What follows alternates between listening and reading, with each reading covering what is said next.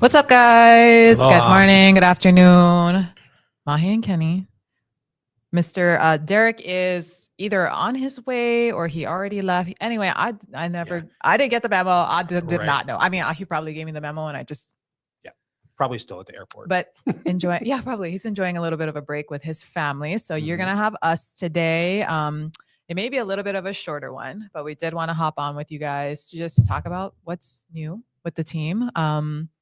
First thing being the thumbnail, because we took new thumbnail pictures. Finally, was a little bit, interesting to look at.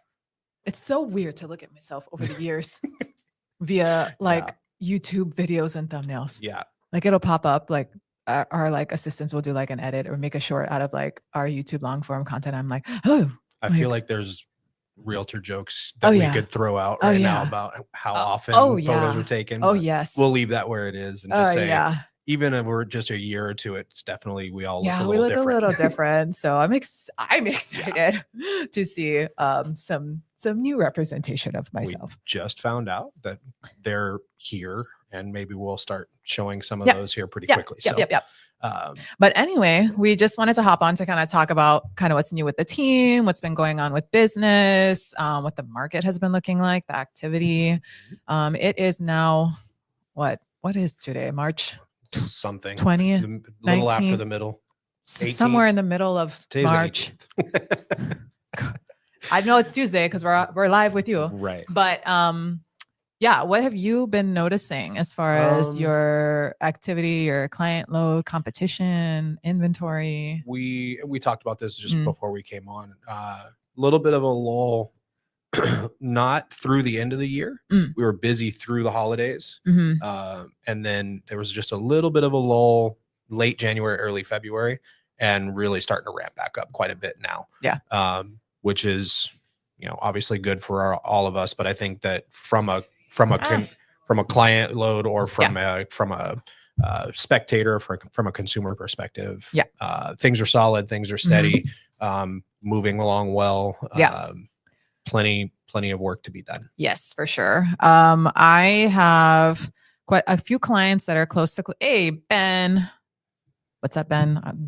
They're one of them. So a little bit of complication with their escrow, which is like me dealing with complications. Who would have thought? But thankfully, everything in the end worked out well, as good as we could hope for and expect, and even a little bit better than I was like thinking may happen. But that I kind of like doomsday and worst case scenario things in my mind on behalf of you, so that you don't have to do that. Right. But very excited. I have a few clients that are close to wrapping it up right now. And that's, some that are new construction clients that I have literally been in contract with for years. Right.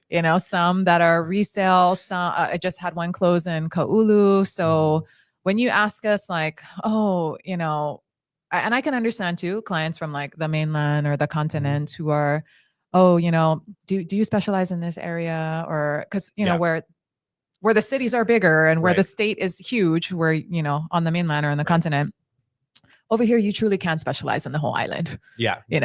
It truly is an island where we county. Yeah. And I think that that perspective for me, I have a client that lives in Oregon, but they're moving to Florida.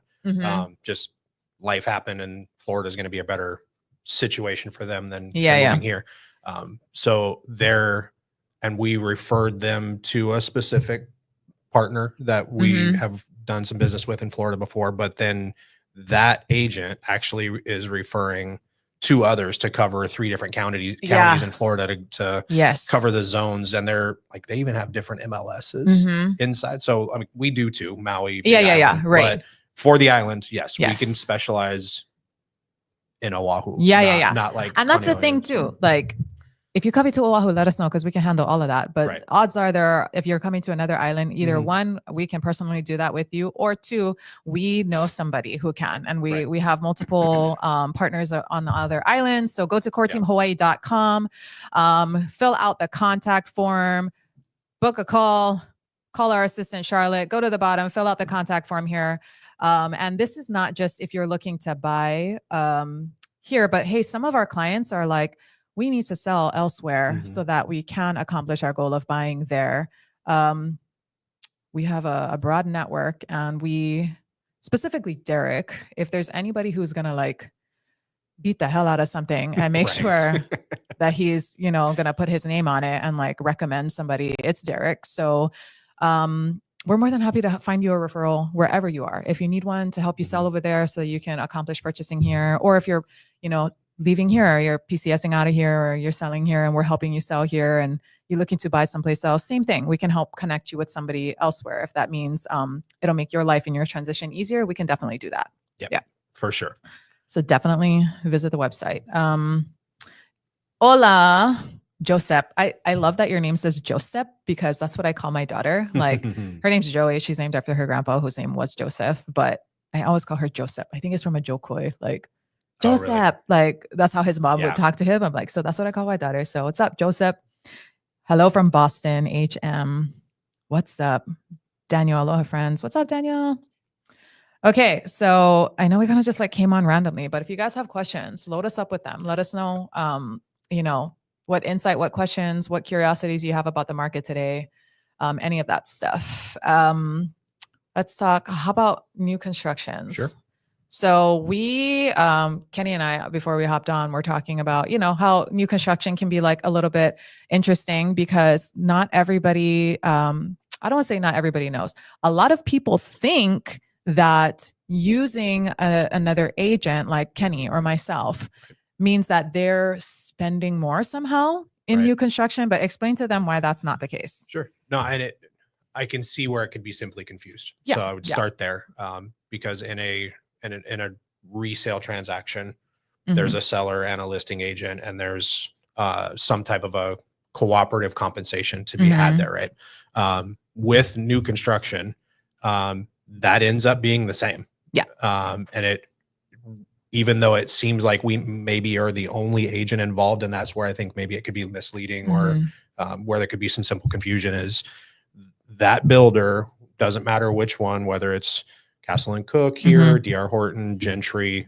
they have the same cooperative agreement for them being the seller, not just the builder developer, to us. So it is, you're getting all the value just as you would out in the resale market from us. And the seller is still going to work towards compensating us so that you're just buying the home as if you always would have, whether resale or new. Yeah, that's an important distinction to make, that just because you use an agent that is not with a developer, that does not mean you're going to have more money out of your pocket. Correct. The developer is already, you know, like on their website, it'll say it like in fine print on the bottom, like, hey, we're willing to compensate your agent X amount. So there's really no risk to you. There's no downside to you using an agent of your own when you go to new development. But again, go to coreteamhawaii.com because until you let us know and we make the connection with you, they won't let us help you. So they're more than willing to cooperate with us and to collaborate with us on your behalf or for your best interest. But that won't happen unless, you know, we're the first ones to come with you. So make sure you contact us. And I'm going to be shameless about this. Do not go to their website. Do not contact them first. If you have interest in it, contact us first. Let us connect you. Because if you would like us to help you, like we would love to, then that's just the way we got to do it. So fill out our contact form. Let us know. One instance where not only is it not going to cost you a dime out of your pocket, but it can be very helpful for you is there's an instance of somebody who went with a developer, wasn't connected with us prior, didn't know about our team before. And then when they're in the developer, you know, these homes that they were looking at were pretty competitive and there was people that wanted these homes. So they did not get their first choice that they wanted. They actually got their second choice. But what they didn't know was that after they had contracted and they were like halfway through their escrow, their top choice one fell out of escrow. And then they, you know, gave it to somebody else, first come, first serve. And her sentiment was, I don't care. I would have lost my deposit. I would have like taken my deposit out or like, you know, lost that because I'm too late to cancel and gone for the one that I really wanted.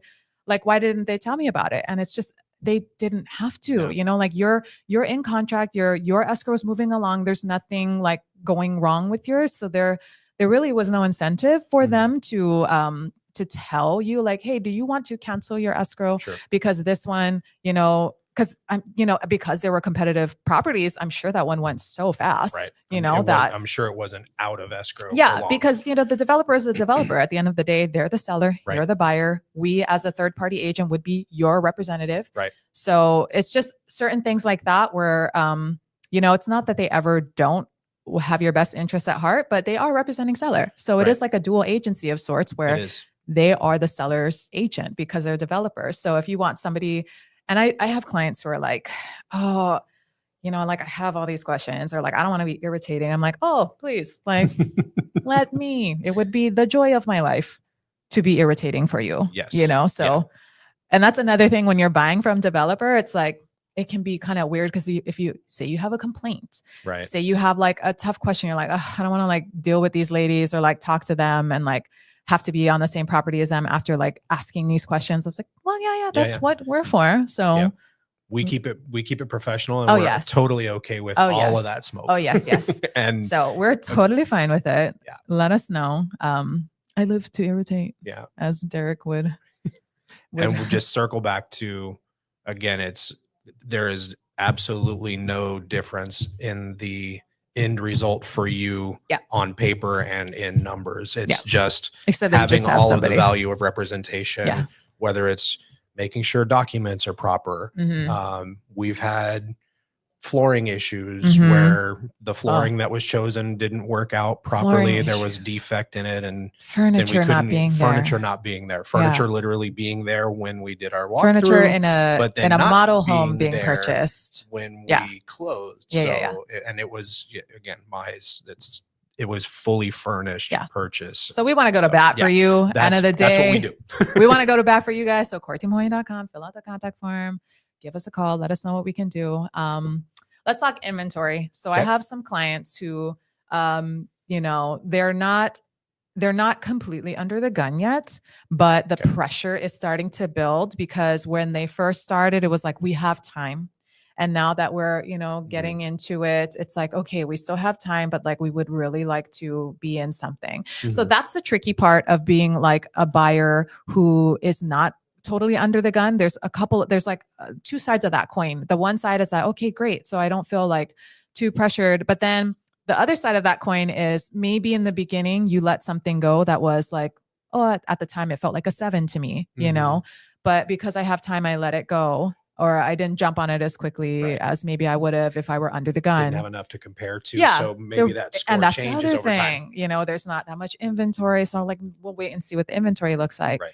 So it's a tricky thing when you are like could go at any time, but don't have to buy right away. Right. That's a tricky line to balance, and it will be different for everyone. And at the end of the day, we want you guys to be in a home that you really love.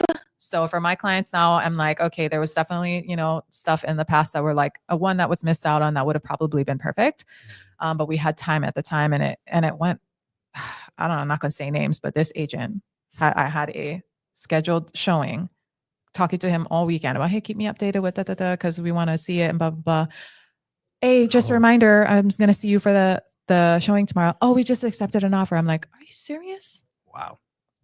Are you for real right now? Yep. And he's like, oh, I'm so sorry. I totally forgot. I'm like, Mary. Things are moving. Yeah. And point being. Yeah. I could go on and on about how that irritated me. Yeah, but bad. That's because, not just speak for my clients, but like if I'm a seller, I would like my agent to get me multiple offers. Oh, you mean you skipped a showing? Yeah. That's one less we could have person beat that offer probably. You don't know. Yeah. So, but anyway. The whole point of me going on that rant was that there's a lot more inventory now. There is. At the time when we first started looking, it was winter. And we talk about this all the time where Hawaii may not have like seasonal changes as far as like, it's not snowing.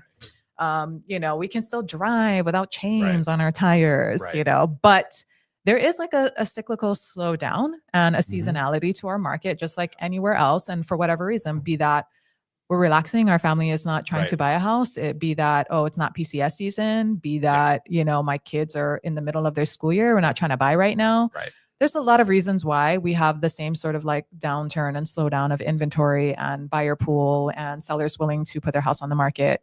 And we are entering spring and summer where we start to see that influx of homes starting to become available. Definitely ramping up. Yes. Those that have waited for close to the end of the school year, those cyclical things that we can pay attention to nationally are still in play here. The holidays, I think, is less of a dip and a slowdown, one for weather, obviously. But people do still travel in. So you have company there. You don't want to, if you're potentially selling, you don't want to have showings and open houses while auntie and uncle and grandma and grandpa are here, right? Yeah. And so there's still a little bit of a slowdown, and that's gone. And I think definitely ramping up. A seller has a responsibility, right? If they want to market their home properly, they want to like keep it clean and like want it to look its best every time, you know, you have an open house or showings. And that's not easy to do when you're, you know, housing all your family. Right. Because everybody likes to come visit your relatives in Hawaii. When it's snowing in Boston. Yes. And it's 75 degrees here. Yes. Right? So, you know, we're seeing more inventory. We are, and that's a couple of things happen with that for us as sellers, for our seller clients. We, you know, if there is the ability, if you're like, hey, I'm not, you know, I don't need to move. I'm not double paying anywhere. I have family that I'm going to go live with or whatever it is. And we want to get the best outcome. We really want to have like a multiple offer situation. Then that may be the difference between listing in a January versus a March, you know? So there can be differences because if you go to market during just a slower season, then you know, the less competition means less opportunity for you as a buyer to maybe have a multiple offer situation. Now, for our buyers, when you come to market, when there's more inventory, a couple of things, a lot of people are also coming back to market because they're seeing all the inventory. So there's more for you to choose from, but there is a potential for there to be more of a competitive situation. So agreed. And I would say here in particular, as just a market note, to maybe set a little bit of a basic expectation, right? Mainland probably has a higher influx of listings come springtime, maybe more equal to the influx of buyers. Here, I think the influx of buyers exceeds the influx of listings as spring rolls in. And so that's 100% true. And just to put a fine point on that, it's competition now is we're working together with a couple that we won, yay, but there was 7 other offers, and that was end of February. Was that February? Yeah, end of February. End of February, first couple of days of March, as we helped them out to get them into the home that they really picked. So that is a real thing, and I would say that's probably a good picture of the market turn end of February, early March for us. Yeah. Derek has entered the chat. He says, Mahe, why do you like stoplights? Derek, exit the chat, just like how I'm going to take that Wahiwa exit every time. Cam highway to Cam highway. You cannot get me to change my mind on that. But anyway, Hudson, is there much difference between the pattern of inventory increases between single family homes and condos? Just the seasons that we just talked about, it's going to be the same across the board for our general inventory, and the market in general it's not like, you know, condos take off more during this time of year than single family homes do. Kind of the times when people are looking and the times when the inventory is, you know, low and all of that, it's pretty much the same across the board. So it's not like huge differences. There's not like a condo season versus a single famly home season. No, I agree with that 100%. I would say the market that we're in right now is little bit leaning towards buyer friendly on the condo and townhome side, pricing wise. Yes. But that's all maybe a whole nother conversation. I'm always like very careful to say buyer friendly because there's just Hawaii is such like a microclimate market where it really depends on where you're looking and the thing you're looking at. That's true. So it's not like, hey, is it a buyer's market? I'm like, it could be, depends where you're looking. Right. You know, if you're looking at a thing that's been on the market for 100 days because there's, you know, problems with insurance in the building. So all of them have been sitting for that time, then sure. Yes. I feel like let's go for the throat. But if you're going for something in Kailua that's like priced aggressively and that, you know, there's going to be like 20 other offers on, then that's not that's not going to be to your benefit as a buyer. That's strong for the seller. So it really kind of depends. But for sure, you have to go to the website. You have to fill out the contact form, because when it comes to condos and townhomes, as we've all been hearing for months now, the insurance issues and the HOA issues are they're a thing. They're a thing really here. And unfortunately, things being as they are here, it's really important to have strong advocacy and somebody, a really strong representation. Yes, that word. You okay? I'm like, what is the word for? But anyway, it's so, and that's why I hesitated or was very careful to say buyer friendly ish. Because it's not necessarily that way. If we're just looking at the data point of, we set a record for the median single family home price for the month of March that just came out, but we were down on condo and townhome median pricing. That simple entry level data point would say that it's buyer friendly ish, but why? And it's not buyer friendly. That's because it can be dangerous for you as a buyer. Maintenance and HOA fees that come along with that price reduction. And that, that's probably the biggest why. So there's more to it. Again, go to coreteamhawaii.com. Throw the questions in, throw it in the chat right now so that we can uncover it a little bit as we go. There's a lot more to it than just condos or buyer friendly. It's not necessarily the case. Okay, let's see. John, which one? Do we receive a confirmation email when we fill out the contact form? I'm actually not sure, but you get a call. So our assistant Charlotte will reach out to you if it's during her office hours. If not, then you'll get it either one of us or the next day during business hours. You'll get a phone call from her. So if you make sure you put your information in so that we can reach out to you as soon as you fill it out. Day, are you guys able to assist with a BMR lottery purchase? Was looking for a new development in Ward and was wondering if any projects are coming up or if it's almost completed. So yes, we definitely are able to help you. I have a couple in there right now, both in resale and in new construction. They do sell out a lot of the time. So even if there's not currently something in there that would work or is in, the price point or the inventory existing is something that you'd be interested in, let us know, because I can connect you with developer and potentially go down there and we can Zoom you into a meeting or something so that we can look at what the up and coming builds look like, because it will be building for a little while more, right? So most of the developers have some sort of a first to know, and we can help navigate, make sure that you're registered to get information as soon as possible as well. And also from him, I'm not sure.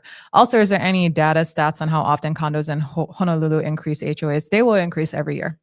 So they will increase every year at least a little bit. I think the normal is maybe 4 to 7%, maybe a little bit higher if it's an older building that requires more reserves. But these big increases that we see, those depend on kind of what the status of the health of the HOA looks like and what's been going on with their insurance previously. So it'll depend, but you should expect to have your HOAs increase every year. If insurance is a bridge that's already been crossed, and if reserve study is done and it's fairly solvent and everything looks good, then I would say the data points that Aiden, shout out to Aiden because he does a lot of that hustle for us, is previous years 3 to 5, 4 to 7% year over year, just normal cost of living type of increase. Those buildings that are either older and or haven't had their insurance premiums need to be renewed or are seeing a major spike, 10, 15, 20%, if not maybe a special assessment. So I would think that over the next year or two, and with some conversations we've had as a team, probably set expectation at more like a 10 to 12, maybe 15% year over year for the next year or two. Depending on the hopefully complex. It balances back out. And it really is just case by case. So reach out to us. Let us know if there's a building you have in mind or if there's any particular units. We're happy to dive into it and figure it out for you. Okay, John A. I sent these realtors gift cards to thank them for their time. No reply. Classless birds. I'm sorry, John. I don't know. I didn't receive that. So I don't know if you're talking about us getting that, I apologize. I definitely would have said thank you, but I'm not sure what you're talking about. But thanks for letting us know. I did Yeah. I got an email from the main office that said that there is a little bit That's of mail the other there, thing. so If you, first of all, don't send us gift cards. Like we enjoy spending time with you guys for free. We don't Yes. don't send us anything. Don't give us money. Don't do any of that stuff. Go to the website, recommend us to your friends. That's how, you know, you can thank us for our time. We want to help you guys. But if you guys do, sometimes we get cards and from, you know, don't send it to our corporate office because we don't go there. So, and they don't always tell us when we have mail there because it's like a joined office and we have our own content studio that we film content from. So we don't really use that office. So I have had clients tell me like, hey, did you get like the cookies I sent? And I'm like, oh my God, no, because thank you, but we don't go to the office over there. So I'm sorry. Oh, he said, not you guys. Okay. Whew. I was like, damn, that sucks. Cause I definitely would have said, thank you.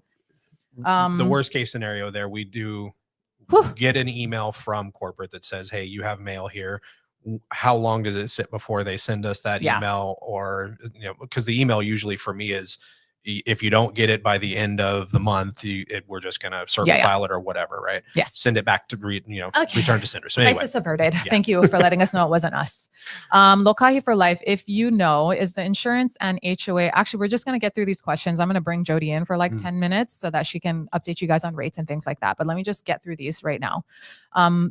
Is the insurance and HOA as big a deal on the other islands? Yes. So, you know, like my friends and family on, I had some friends who like bought on Maui and then their HOAs like went way up like the next month. I have friends who are renters there whose rent has gone way up because these homeowners there, it's everywhere, guys. It's all across the board nationally, and it's not just Oahu. Generally speaking, in today's current market, are you finding sellers willing to entertain contingent offers? So same as we said before, it really, really depends. If you are looking at a competitive area and an area where we know there's going to be a lot of other offers, then, I mean, we're down to shoot your shot always. But we will always be very transparent with you and be like, hey, I don't know. I don't feel strong about it. I would feel better about it if you were past some contingencies or if you were very close to closing. But there are definitely some instances where a contingent offer is still going to be heavily considered, especially if it's something that's maybe been sitting on the market for a little while. Something like that, or something that there's a similar product like it out there. And there's a lot of competition amongst sellers in that market. So it can still, you definitely can still get your contingent offer accepted. We will always be transparent with you about your chances. How you write the offer with the contingency is probably the better way to answer that. Yes, but. Yes, but our HOAs and condos leveled out now. I was looking at end of 24, but was worried it might increase a lot because of hurricane insurance. So I wouldn't say they're evened out, but we have seen a lot of the jumps in HOAs already happen. And what we are seeing in the future is I've seen anything from we are going to yearly assess this amount, X amount of dollars per unit, and that will be for the increase in insurance premiums. This is one of my clients that I have now, which is a newer one, because normally they like do a one-time assessment to the end of the premium, and when the premium renews, they're going to increase your HOA to cover that new premium. But I've also now seen like assessments that, bridge that, or yearly assessments planned to bridge that. I'm like, okay, so it varies. But we are now at least seeing a lot of those things like happening already. And like, whereas before we're like, oh my God, are we going to we don't know if it's going to go up. Like a lot of these homes, like when you're looking and when we're starting to shop now, the HOA we see is already high compared to what it used to be. So it may be doable and you're like, oh, that looks good. And a lot of times now, where more often than it was before, it's already like baked in. The increase is already baked into the prices we're seeing. So, and they're not doing that for any kind of a money grab. They're just replenishing a reserve that they probably had to deplete for the last spike, right? So the reserve was depleted to pay for these premiums. So I wouldn't say it totally leveled out, but we're seeing a little bit more regularity in like things. Dust is settling. The answers are a little easier to get to. Ethan says Aiden is fantastic. I agree. 100%. Aiden is fantastic. All right. So I think we blasted through all the comments. I'm going to bring Jody in here so that she can talk a little bit. I'll go guys. since you're, you go? Yeah, well, I'll go because you're on the inside. Okay. So that's how I get out of here. Oh, you're on that side. So I'll go get Jody to talk story with Kenny a little bit. You guys are stuck with me for a few more minutes. They don't get to see you that often. They see I was going to say the A word. They see me all the time. Okay, let me bring Miss Jody in here.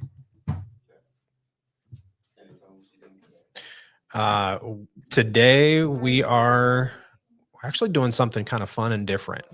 Just a little bit of a sidetracker. I'm going to go look at a chunk of land that's available, which is not normal here.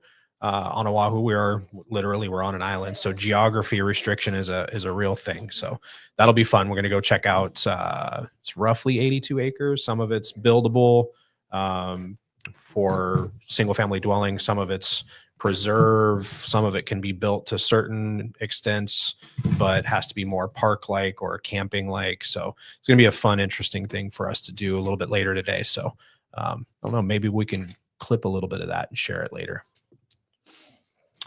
Welcome. Hi. How are you? Good. We don't get to sit across from the table very often. How's it going? Going good. Going good. How's it going on your side? Good. Really good. How the are rates are better. All right. Which is, it makes perfect sense actually, because although the Fed isn't saying that they're going to reduce the overnight rate in March meeting. Okay. And probably not April. They're saying May, June is a possibility. Okay. So just the fact that they're even saying that, rates improved. Sure. Because before they were saying like, we're targeting end of 2025. So they went from targeting end of 2025 to targeting middle of 2025, and already the market's adjusted. Yeah. So it's actually conventional got better.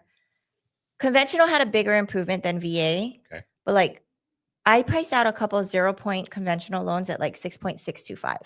Okay. So we were at like 6.99. Yeah. And then with like a little bit of points, I was at like 6.375. That's awesome. That's a really good rate. That's a good rate for conventional. From last check, yeah. And then VA, I priced, it ranges based on loan amount and purchase price, but between like 5.625 and 5.875. Okay. Yeah. So that's also an improvement. Very good. And I think we feel a little bit of that momentum on our side. Mm-hmm.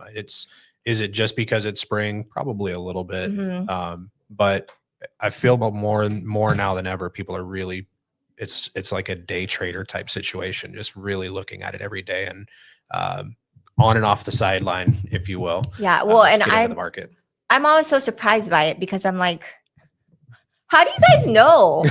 Right. Because honestly, the news is not accurate. Like usually the news is true. Like a week behind. So it'll say like rates went down and then that actually happened last week. And then now they're kind of back up. Right. And so I'm having to have that type of conversation, which luckily right now they haven't, gone back up. Right. So, but that is a realistic outcome, which is there's this little improvement period and we get a bunch of escrows locked in and then the improvement might go away because of something else that happened. Right. So many factors. Trump says tariffs again. Right. Trump, tweets something crazy about Canada or China or lumber, you know? Yeah. So we don't know really. There's only today's pricing. We are locking pretty much immediately when offers get accepted. And the ones that we've worked on together that seems to be the favorable position, really almost inevitably doesn't make sense to roll the dice in this environment, right? And really what that derives for me is the point to just make sure that you're speaking, whether that's with us and going to coreteamhawaii.com, or if we're already connected and we need to have another conversation with Jody and the team at Pacific Rim. Definitely it's fluid, right? So if you're in that position where you're not urgently looking to purchase as soon as possible, you just have some ideas or you have a plan and we've connected and we're starting to look at homes. This is the conversation to have to maybe consider timing it out for the benefit rather than just finding timing down the road or waiting for rates to go down more, right? Yeah. It's a hard game to play. Time in the market rather than timing the market, right? Right. We never want to time the market. Right. Everyone wants to time the market, but nobody has the ability to time the market. So for me, it's more about the property that you're liking, and then just understanding the numbers. That's important. It's also, we've done it with you. We've done it with a lot of our buyers where it's like they might have waited until tomorrow to execute the counter. And then we're like, oh, I mean, here's today. Let's look at a historical look back of what we have sent you and compare it to, it might not be the best we've sent you, but it's also not going to be the worst that we've sent you in terms of just like looking back. If you were to have locked a week ago, 2 weeks ago, a month ago, 2 months ago. Right. And then a lot of people are saying like, okay, yeah, so let's execute today instead of waiting until tomorrow. And so that's always also like a communication thing between us and you, because if it's a 30-day close, or if it's like a 28-day close and we're executing at like 7 p.m. on, Thursday, then we are losing a day. But for the most part, just in terms of the timeline, but for the most part, it does make a difference to have that collaboration. Definitely. Just day-to-day communication. There's literally an overnight rate, right? And I think just one of the benefits of that communication and staying connected is sending out a scenario and seeing the numbers for the properties that, even if it's a 6 or a 7 and it's not 100%, or it's not one that you're fully falling in love with, let's see the numbers. Because sometimes the numbers be like, oh, this one works. And there's so many other little nuances, like what are condos and townhomes? What are the HOA and maintenance fees? What are the property taxes look like? Was it a rental? That's going to change your taxes for the first year. Little things like that. So the communication is huge. Rate, obviously the biggest piece, but there's other little nuances to consider. So we definitely appreciate the communication and want for all of you to recognize that it's in your best interest to see the numbers on any home that's even, let's just maybe take a peek, right? Even if it's like the same price point as someone, or well, the one she sent us last time was like $970. This one's $950.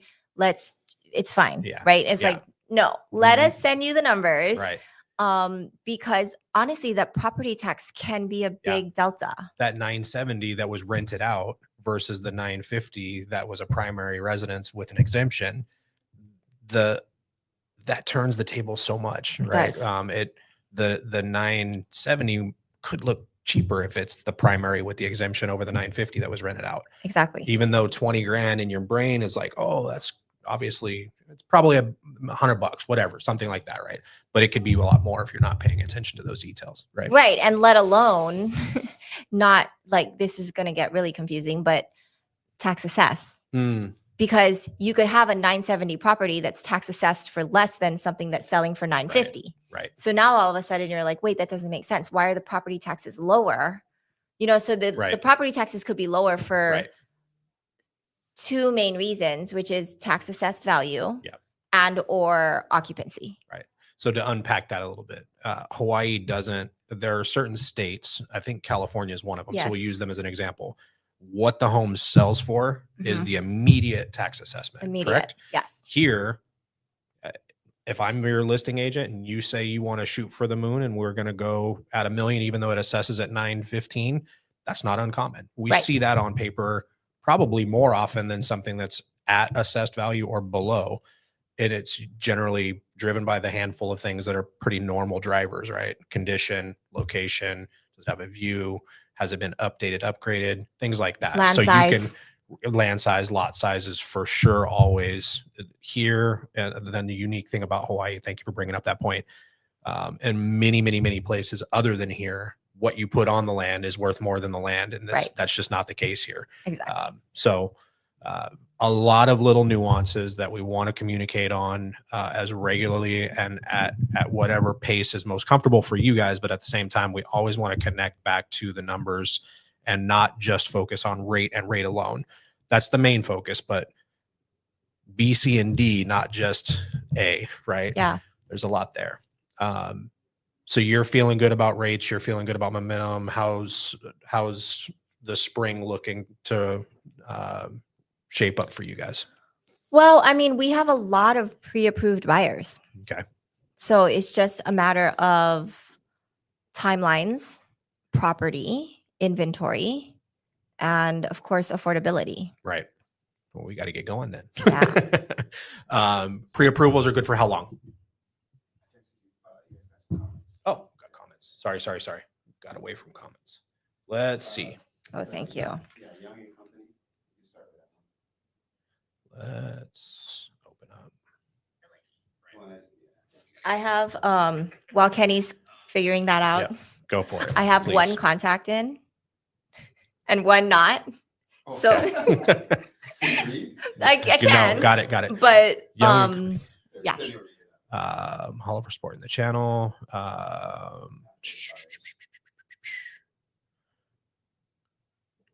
Okay, here we go. After the fires, HOAs went up by 50%. Do you feel the law firms behind the HOA are price gouging, aka being greedy? No, I don't think it's law firms. We can have a conversation about insurance companies and how they operate, and I think there's plenty of information out there at the ready that would say that they maybe could have weathered this storm in a little bit better way that was more consumer friendly and not made all these major increases of 50%, like you're saying. How many years do insurance companies go without having a natural disaster? In some places, it's not. Like there's a hurricane in the South almost every year, if not multiples. Is there a fire in Hawaii every year? Not necessarily, but there is in California. And these companies aren't necessarily working just locally, regionally, statewide. They're working nationally, right? And so I don't think that there's any gouging going on. We had a really bad couple of years. And I certainly don't want to defend insurance companies as I say that, but I feel like for the very specific details that we're digging into for our clients to play out the worst case scenario and make sure that we vet it and know that you're comfortable and confident in making the decision to purchase a home that has HOA and maintenance fees, that the association has managed the situation properly. The insurance policy covers you as the new owner moving forward, and that it doesn't seem as though there's any major increases coming. So we really have to break that back down to case by case, fiduciarily first and foremost, but then just as a general comment to the public here in this setting, my answer is no. I don't think that there's been any gouging. It's just been a really bad few years for insurance companies that have been paying out quite a bit more than normal. Yeah, a lot more than normal. And it's just that you cannot force an insurance company to remain in the market. And so when insurance companies decide based on a level of risk assessment that they're going to exit a market, while I think I'm like, really? So you haven't suffered a loss in whatever you want to say, 30, 40, 50 years. You suffer a loss and now you're going to exit the market. Like that's pretty uncool. Right. But in terms of like their job and their component, their reason for existing is to manage a fund. That's right. Right. And so if they decide that the risk is not worth the reward and they exit a market, that leaves a hole. And so there is a premium associated with trying to find who's going to replace that coverage. Right. So, I mean, the big question for me is like, is the government going to get involved like they did with flood insurance? When flood insurance got to, $10,000, $15,000 a year, they did get involved. Right. And they provided a certain level of blanket coverage at a very reasonable price to get us through that crisis at that time. Right. So I don't see any type of hints that the government is going to get involved, but it's just hard to say when it is a company that is doing business for profitability, that if they choose to leave the market, they choose to leave the market. Yeah. It was a great question, though. Really appreciate that. Let's see. Jim, I've got Jim and Kathy. another one. Do you prefer? Oh, I see it. Do you prefer client to float at least a week to monitor rates? So typically, no. Yeah, that's a good question. Great question. We are most of the time we have already shown 10 to 20 different scenarios throughout the different properties of interest, which we call them. And so there is a historical look back that's already documented, and we can see like what was the low, what was the high, where are we today, how does it measure within your affordability, and if you are risk friendly or if you are risk averse. So if you are risk friendly and we do have leading indicators that rates might get better in the next 10 days, sure, we can make a decision to literally gamble.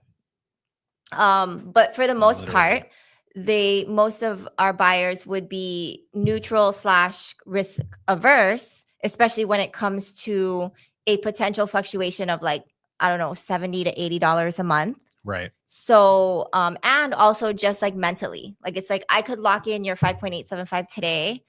You might end up with a 5.99 or a 6 or a 6.125, but also you might end up with a 5.75 or a 5.625. Right. So like when you look at it in that big picture, most of the time they're like, it's not worth the risk. Right.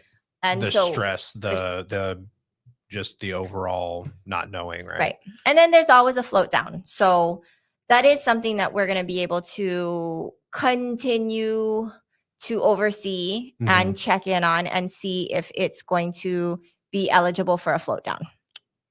Perfect. And in a way, we could actually say, yes, we do look at a week. We just don't look at a week forward or wait a week and watch before.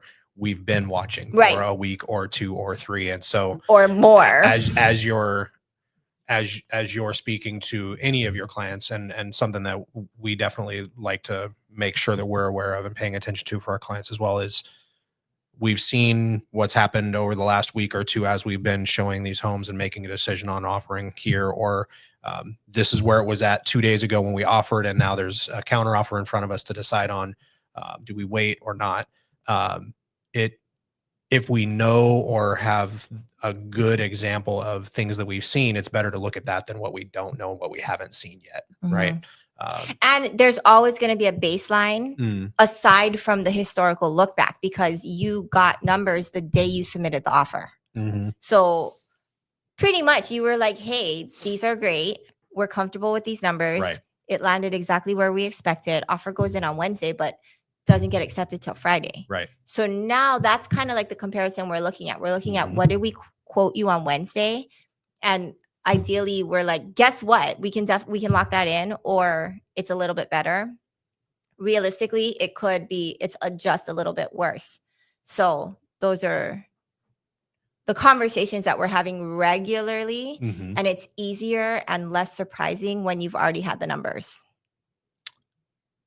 I 100% agree. It's a really fluid thing. Again, I would just circle back to saying it's called an overnight rate for a reason. That was Ryan, right? So are we good? The best thing that never happened. What's a 15-year conventional rate? No points, missed 2 minutes. So sorry if this was answered. Do you have a 15-year conventional? I didn't quote a 15-year today, but I can tell you that the yield comparison between a 15 and a 30 is not fabulous. So if I was to give you a ballpark, being that the conventional was around a 6.625 30 year, I would probably say like 6 1/4. 6.125 around there for 15. It's not that much better. Right. And when you condense the term by half, right, and you look at the ROI, like I personally would, and we talk about this a lot. So I would say lock the 30, make the 15 payment. because as you make a the great way to 15 put it. payment, you are literally cutting off interest Mhm. for 15 years of interest. You can cut off if you make the 15-year payment, Yep. right? And so I call it your net effective interest rate. Mhm. Your net effective interest rate is not actually a 6.625 because you're making the 15-year Right. payment. So it's way lower. Mhm. And it's just a matter of, and then on top of that, when you're ready to buy your second property or your third property or whatever it is, and you have that 15-year loan, Mhm. your DTI is much higher, Right. and then you're going to qualify for less for the next property. So I've had people that are like, no, I'm a ride or die 15-year, blah, blah, blah. We do the loan, and then they call me in 7 years and they want to buy a new property, and then we have to refinance their 15 into a 30. Right. And I'm like, not only now do we have to refinance your loan, and that's like 8 to 10K more in closing costs, but then I'm going to do that, and then I'm going to help you go buy that other property. Right. Which if you had just had the 30 to begin with, your debt to income ratio would have been much lower. You don't have to make the payment that's on the paper. You can do a little extra. Right. You can't do less. Can't do less. Even just making one extra payment a year can effectively save thousands of dollars in interest. And it's like, even though you're only making 30, 40 extra payments, it can actually save you 5 or 6 years off of a 30 or something like that.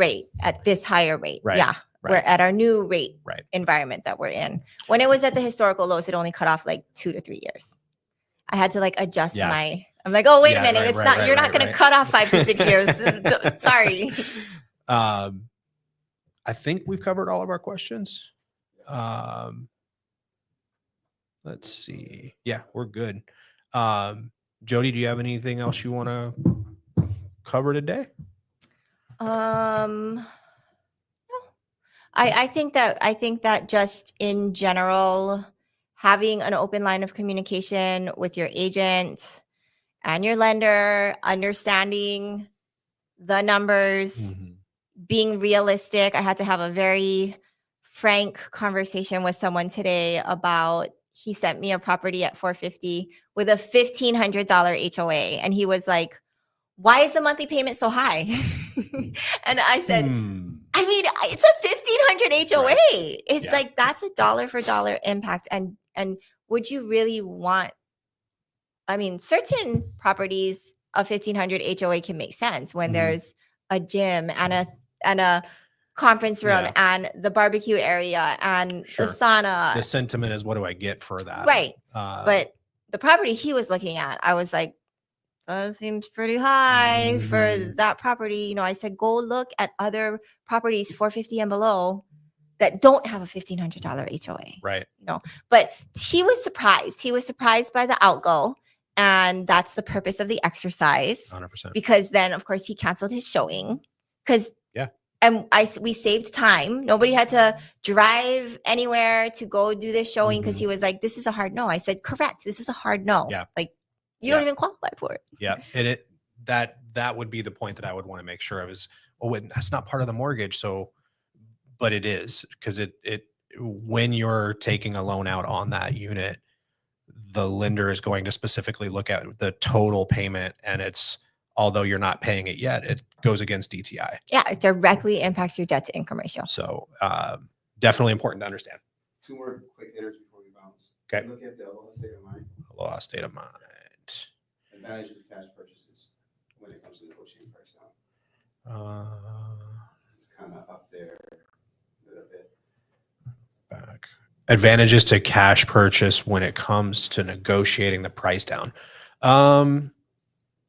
Certainly if there's any competition, the seller is going to lean towards the simplest or most solvent potential escrow transaction.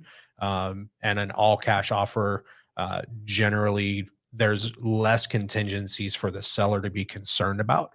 So to say cash is king, not necessarily always true. Somebody could come in with a strong loan and 30, 40, 50% down and outbid that all cash offer. And the seller may say, hey, this one actually looks better. Let's go for it. So advantages to cash purchase, I would say yes, but be clear that just because you're all cash doesn't mean you can come in and undercut the listing price by 10, 20, 30%.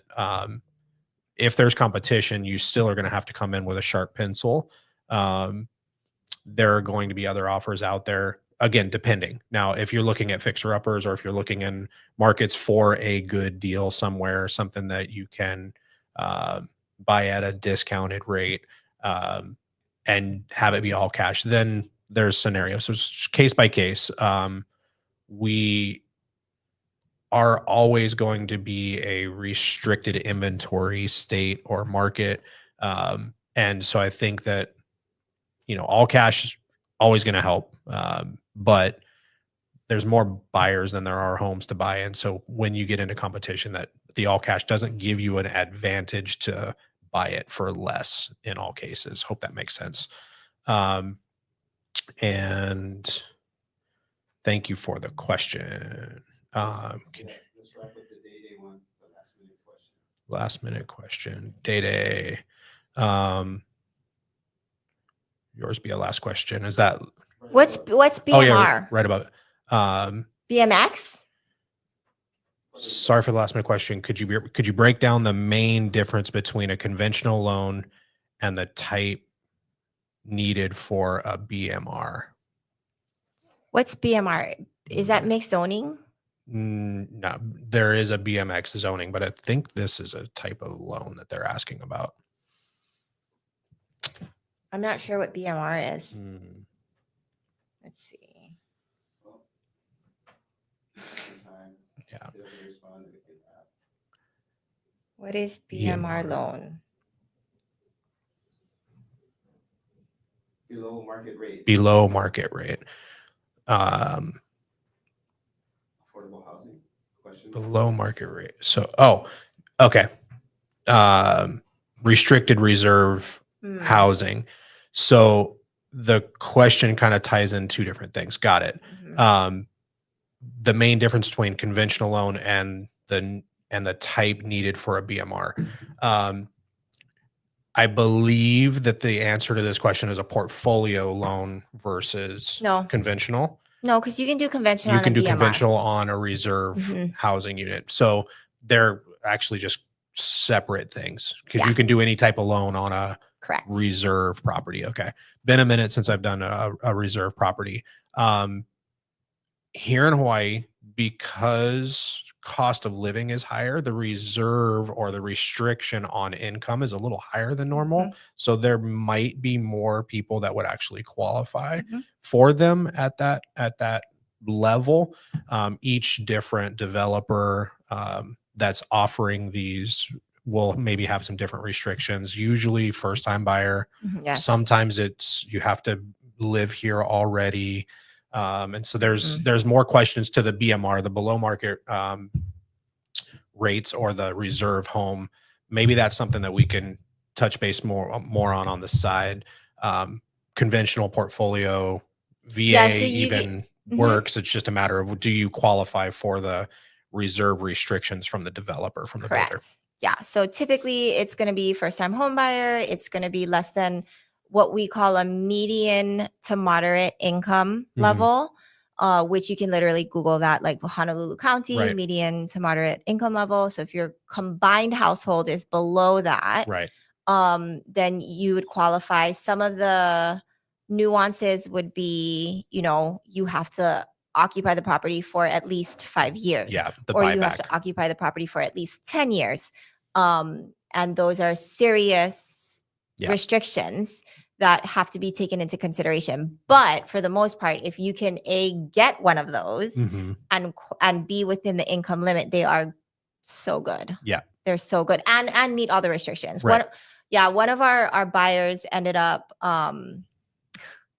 like doing some crazy stuff to because they had to split their household. But technically, like, we ended up asking, they split up. So what's the requirements? And they were like, doesn't matter. Like, no one can buy for 10 years.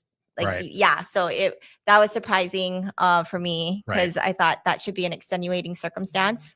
But they said no. Yes, they said no. They came back and said, technically, like, you're asking, I'm giving you the guideline textbook answer. It is no.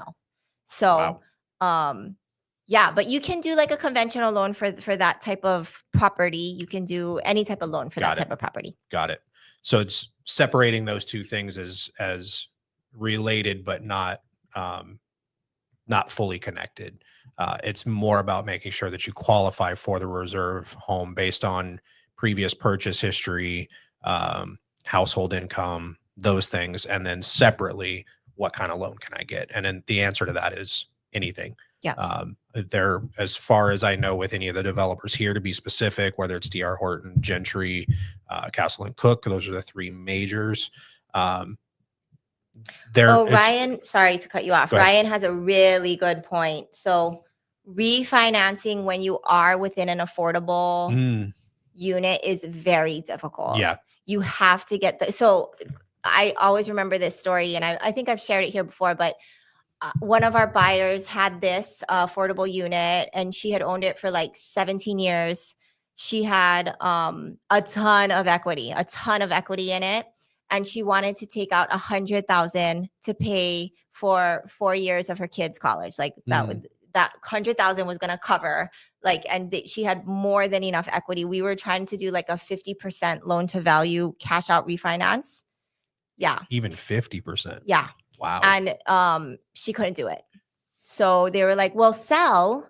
And then obviously you'll make all that money. And she's like, I don't want to sell. This is my forever home. Like I'm never selling, and so there were, that was a big, that was painful for her. Yeah. Because that was always her college fund for her kid. But I've also had other refinances that we've gotten the green light, jumped through the hoops. Some of them have like a buyback program where it's like, hey, you can do the refi, but you have to pay us XYZ. And then you're just done. Like you're out of the program. Right. So we've done a lot of those too. Still own the property, but you've bought it back. You're out of the restriction. Correct. There's just no restriction, period. You're going to have a clear title. We don't have to sign off on anything future refinances, HELOCs, or anything. Right. So can those be done almost in a piggyback fashion where I'm going to take this refi, here's the equitable portion that I can get, and then use some of that to buy out of the restriction? Yeah.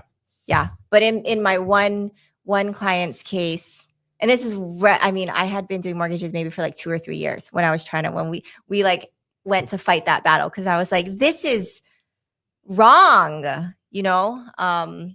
but yeah, we didn't get anywhere with that. Like as far as a buyout or how can we clear title? How can we do this? Because she has so much equity in her house. Yeah. So she had a very, she had the junk kind of affordable housing restrictions. Right.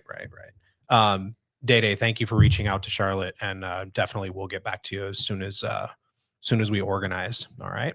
Kenji, we good? This may be Rick Webster. Let's just do that.